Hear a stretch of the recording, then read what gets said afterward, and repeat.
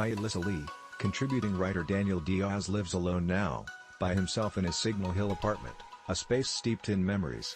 He and his husband, Robert Morris, had been providing care for Diaz's mother, Gloria, since 2012 in their apartment. Morris died in 2018, Mrs. Diaz died in 2020. Vases that he and Morris had collected over the years line the hallway, as well as photographs from the day they were married at the Belmont Brewery in Long Beach. A signed thank you note and photo of Julie Andrews is poised on the mantel, from the time Diaz helped the actor find a good hotel reservation at his travel agency job.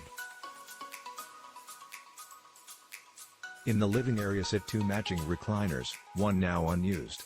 Plants decorate the balcony, including an amaryllis that Morris had planted for Diaz, as a surprise, several years ago. Diaz is one of 7 million LGBT+ adults older than age 50 in America. About 9% of all caregivers in the U.S. are LGBT+.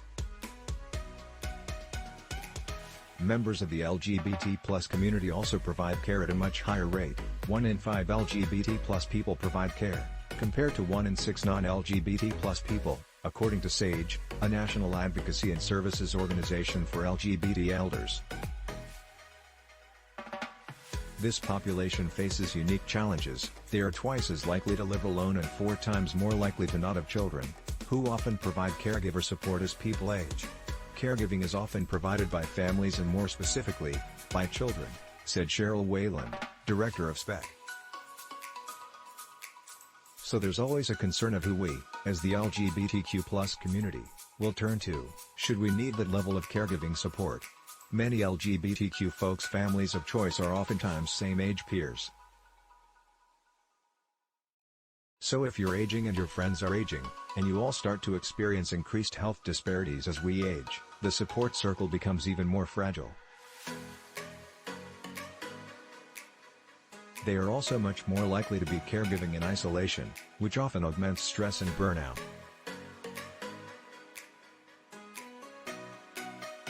There is a lack of specific resources for the LGBTQ+ caregiver community, but Wayland points to a national 24/7 hotline that SAGE has partnered with United Way Worldwide to develop for LGBTQ+ elders.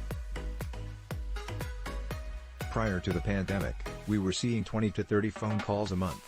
Throughout the pandemic, we've seen the numbers rise to nearly 300 calls a month coming into the hotline, SAGE officials said. The intensity of those calls has only gotten more, as people continue to struggle with emotional well-being, food insecurity, housing crises, health concerns. Diaz grew up in Puente, the youngest of 3 children. At age 19, he contracted the West Nile Virus, and lost his ability to speak and walk.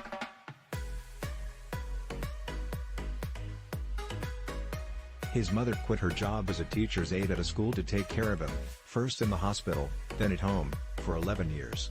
At several turns, they almost lost him. They even purchased a cemetery plot. She was by my side, always. I would say she gave her life up for me, Diaz said. We almost lost the house with my medical expenses, too.